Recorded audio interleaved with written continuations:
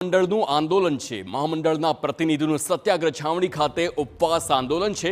Panchayat laboratory technician સંવર્ગની અવગણનાનો આક્ષેપ કરવામાં આવ્યો છે। 25/692ના નાણાં વિભાગના ઠરાવની અમલવારી કરવાની માંગ કરી છે। તો ઇન્ફેક્શન અલાઉન્સ અને નોન પ્રેક્ટિસ અલાઉન્સ આપવાની પણ રજૂઆત કરવામાં આવી છે।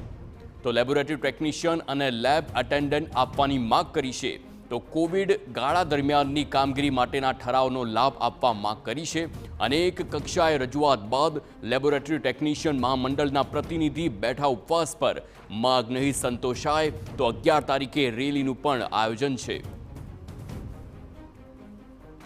અમને એનપીએ અમને ઇન્ફેક્શન એલાઉન્સ જેવી બાબતો ઉપર અમે આજથી આંદોલન ઉપર જઈ રહ્યા છીએ। 30 વર્ષથી સરકાર સાથે અમોએ ઘણી વખત વાટાઘાટો અને ફાઇલો અમારે વિભાગો સ્વીકારે છે કે અમને અન્યાય થયો છે, પરંતુ કોઈપણ સંજોગે સરકારમાંથી આ બાબતને ન્યાય આપવામાં અમને આવેલો નથી। અમદાવાદમાં એએમસીની સબ ઝોનલ ઓફિસને તાળાબંધી કરવામાં આવી। લાંબા